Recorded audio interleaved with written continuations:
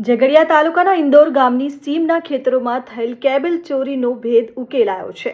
ઝઘડિયા તાલુકાના Umrala police station વિસ્તારની સીમના ખેતરમાં બોરવેલમાંથી રાત્રિના સમયે કેબલ ચોરી કરતી ટોળકીનો ઉમરલા પોલીસે પર્દાફાશ કર્યો છે। પોલીસે આ ગુનો હેઠળ 7 જેટલા આરોપીઓની અટકાયત કરી છે। ઉચ્ચ અધિકારીઓની સૂચના અને માર્ગદર્શન હેઠળ Umrala police inspector RC Vasava તથા તેમની ટીમ પોલીસ મથક વિસ્તારમાં મિલકત સંબંધી વણશોધાયેલા ગુનાઓ શોધવા કાર્યરત હતા।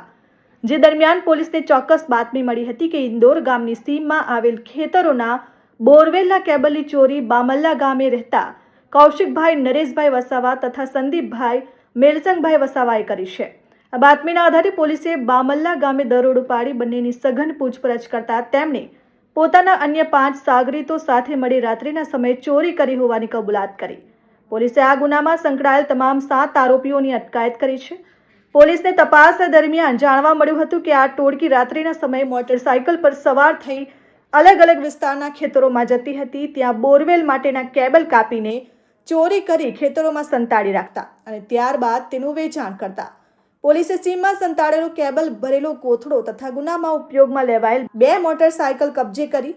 પકડાયેલા આરોપીઓ પૈકી કૌશિક વસાવા અને અંકિત વસાવા અગાઉ પણ મારામારી અને મિલકત સંબંધી ગુનાઓમાં પોલીસ ચોપડે ચડી ચૂક્યા હોવાનું બહાર આવ્યું છે। Nimesh Goswami, RN news, Jhagadia.